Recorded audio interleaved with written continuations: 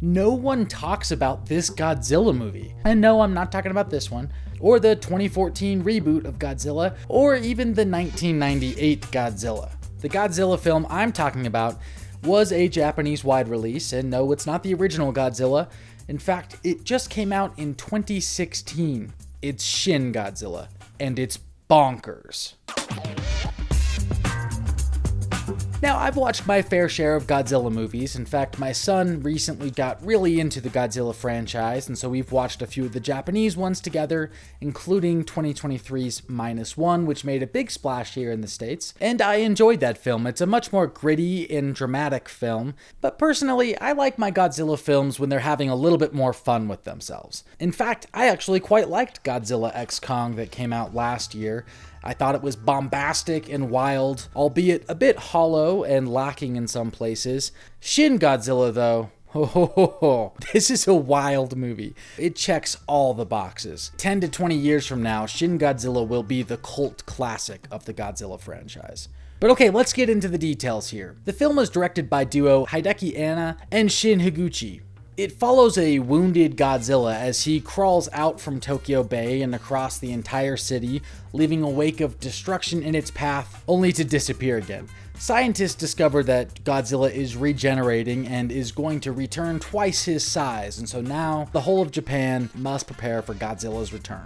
The film's budget, translated to USD, was somewhere around $15 million and made $79 million worldwide, making it the #1 selling Japanese film from 2016. However, it received mixed reviews in the US and actually flopped in US cinemas, which is why not that many people seem to be talking about it. I want to make it clear, I'm not going to go into any spoilers in the story, but I know my initial viewing experience was benefited from not knowing anything about this movie, so take with that what you will.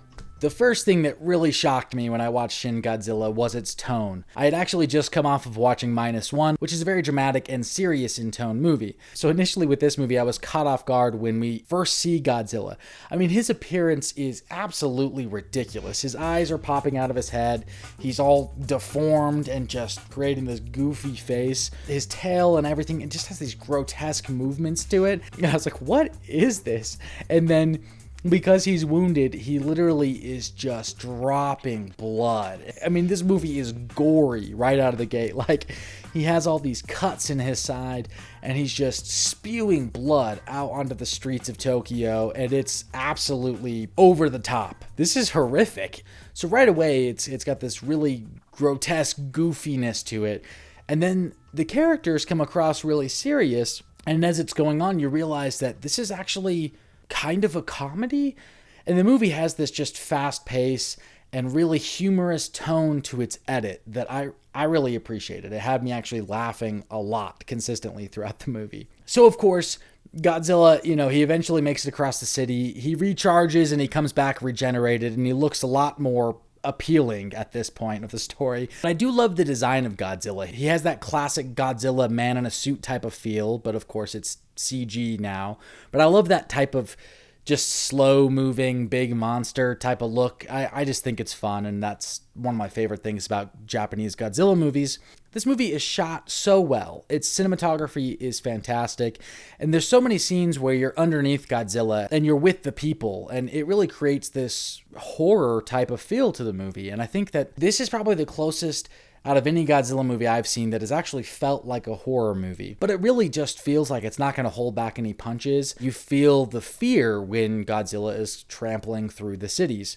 Now, when it comes to all of the characters that are kind of scrambling around to try to protect Tokyo and Japan from Godzilla, one of the biggest criticisms I found online was that they felt there was just too many of these scenes and it was too convoluted and all over the place. I actually found this to be one of the most interesting and exciting parts of the movie. It really gives off this vibe that it's more of a political satire than it is like a sincere story. And so the involvement of all of these different government officials, they're so overly concerned with their perception that they're just making mistakes constantly. How inept the government was responding and the different people and chain of commands. There's definitely a satirical undercurrent to all of it that I found, frankly, hilarious. It was very comical, and I found myself laughing through it. I thought it was fun. That being said, I still felt this movie had a depth and sincerity with its heroes, and I think it's because it shows the vulnerabilities of them being kind of fumbling, bumbling characters early on that you learn to care for them and see them overcome their flaws, and it gets you a little bit more invested in the later parts of the movie. But yeah, when I saw that the budget of this was only $15 million, and you look at a movie like Godzilla x Kong, which is upwards of $150 million,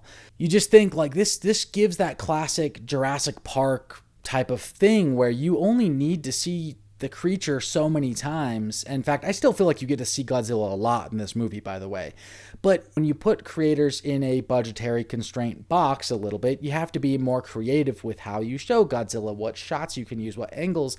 And it just feels like this, along with Godzilla -1, all of the shots almost feel better than the US shots. You know, it doesn't have this huge glossy CGI sheen over the whole thing. It's very grounded and real and gritty feeling, and then there's select few CG shots that blend very well with the real environments, and I just love that so much more. It looks so much better. You know, there has always been a deeper thematic layer to the Japanese Godzilla films, and that started with the 1954 Godzilla movie, it being conceived as a metaphor for Hiroshima and the dangers of nuclear weapons. And with this movie, it continues a similar spirit. It was crafted in the wake of recent disasters, such as the Fukushima nuclear disaster and the Tohoku earthquake and tsunami. So this film can, in a way, be seen as a direct reflection to how its government reacted in real time to those disasters.